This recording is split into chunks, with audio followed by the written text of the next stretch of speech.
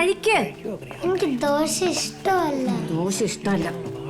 എന്നാടാ അമ്മച്ചിക്ക് എപ്പോഴും ഈ ദോശയുള്ളൂ. കഴിക്ക്. ഇങ്ങനെയൊന്നും പറയരുത്. ഞങ്ങളുടെയൊക്കെ കാലഘട്ടത്തിൽ ഇതൊന്നും കണി കാണാൻ കിട്ടുകയില്ല. 8-10 മക്കളെ ഒരു വീട്ടില് ഇതുപോലെ നിർബന്ധിച്ച് കഴിപ്പിക്കാനൊന്നും ആരും മെനക്കെടുകയില്ല. വല്യമ്മച്ചി പറഞ്ഞു നിൽക്കണമെങ്കിൽ കഴിച്ച്.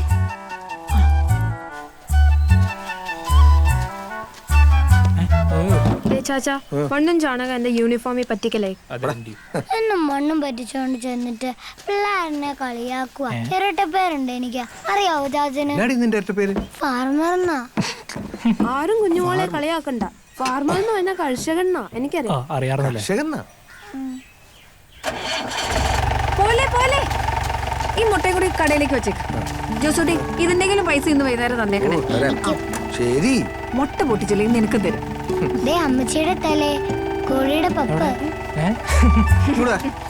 അതെങ്ങനെ? നിന്റെ അമ്മ കോഴിക്കോട്ടിലും പശുക്കൂട്ടിലല്ലേ ജീവിക്കുന്നേ? കോഴി കുറച്ച് റെസ്റ്റ് എടുക്കടി.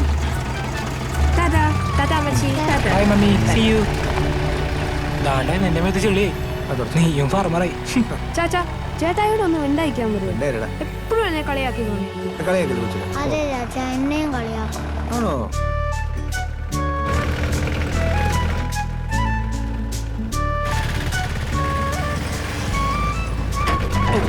ചാച്ചാ ചീപ്പ് ചാടിക്കാതെ മുട്ട പൊട്ടും. ഓ ശരി വേണം.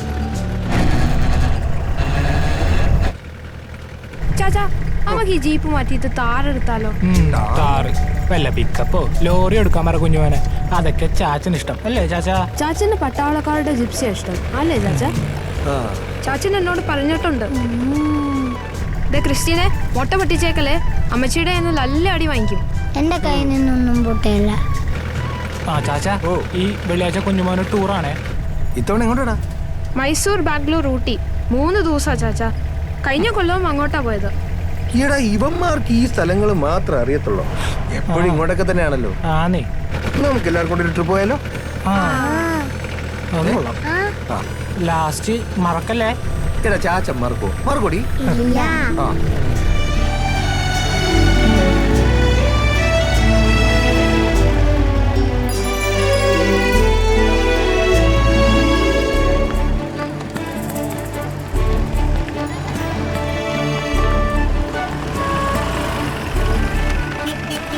എല്ലാരും അറിയിക്കും. ഇറങ്ങിക്കോ. മുട്ട പൊട്ടിച്ചേക്കല്ലോ. ശരി ഫാർമർ.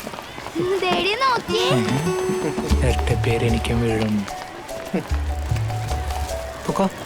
ബൈ.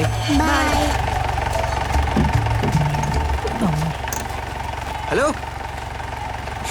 എടാ മാത്യു ചേട്ടൻ പഴയ ഹവിൽദാറാ. Army, Indian army.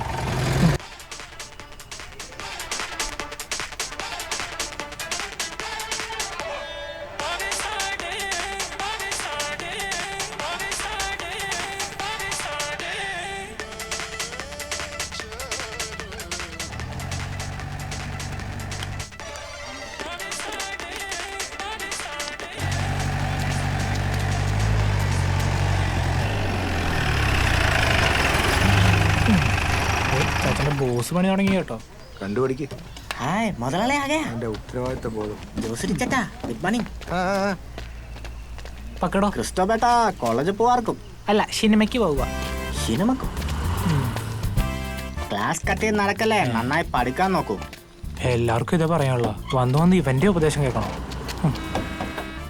College bus നേരത്തെ വന്നല്ലോ. ആ